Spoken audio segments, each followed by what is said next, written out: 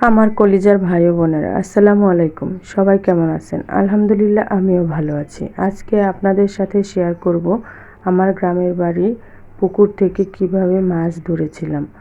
এই মাছগুলো ধরা হয়েছিল বড় ঘের জাল দিয়ে। মূলত পুকুরের ভিতরে গ্যাস জমেছিল, তাই এই জাল দিয়ে মাছ ধরার চেষ্টা করা হয়েছিল। এটা হলো আমাদের পুকুরের চতুর্পাশের ভিউ। দেখেন বন্ধুরা, কত সুন্দর। আমাদের এই পুকুর পাড়ে গেলে মন যদি খারাপও থাকে তবুও ভালো হয়ে যায়। এই তো বড় ঘের জাল দিয়ে মাছ ধরার জন্য একটা খেউ দেওয়া হয়েছে। আমাদের এদিকে মাছ এইভাবে ধরাকে জাল খেউ দেওয়া বলে। আপনারা কি বলেন অবশ্যই কমেন্টে জানাবেন। আর এই মাছ ধরার জাল এবং এই মাঝি আমাদের পুকুরে সবসময় মাছ ধরে দেয় এবং বিক্রি করে দেয়। এখনও আমরা মাছ তুলে বিক্রি করা শুরু করিনি। এগুলো মাছের পোনা কেবল ছাড়া হয়েছে, ছোট ছোট পোনা। এগুলো বড় হবে, এক একটা মাছ 1-1.5 কেজি করে ওজনের হবে।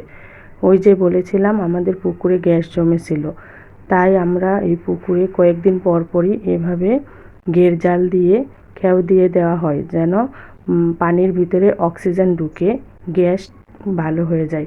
অক্সিজেন সরবরাহ করার জন্য এই জাল খেউ দেওয়া হয়।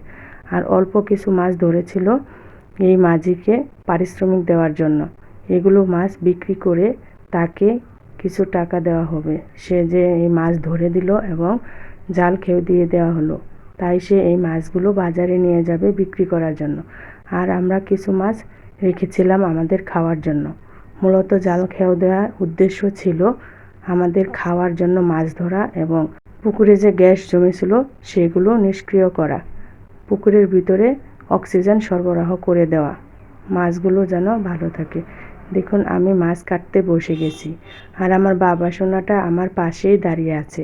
সে মাছগুলো দেখছে, খুব মনোযোগ সহকারে দেখছে আর ভাবছে এগুলো আবার কি।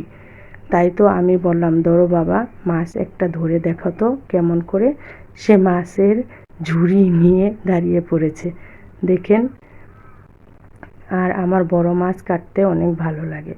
এই মাছটা জানি না আপনাদের কাছে কতটুকু দেখা যাচ্ছে ক্যামেরাতে, কিন্তু মাছটা প্রায় 1.5-2 কেজি ওজনের।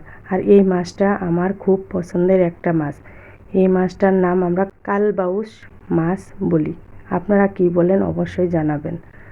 আর এই সিলভার কার্প মাছগুলো আমাদের পুকুরের তাজা মাছ। আর এই মাছ খেতে রুই মাছকেও হার মানাবে, এত টেস্ট যা বলে বোঝানো যায় না। আমি এই মাছের রেসিপি একসময় আপনাদের সাথে শেয়ার করব অবশ্যই।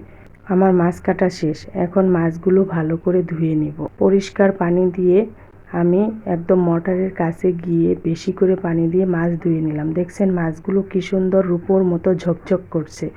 আর মাছগুলো দেখেই মনে হচ্ছে অনেক টেস্টি হবে। আর মাছ যত ধুবেন মাছ তো খেতে তত স্বাদ লাগবে।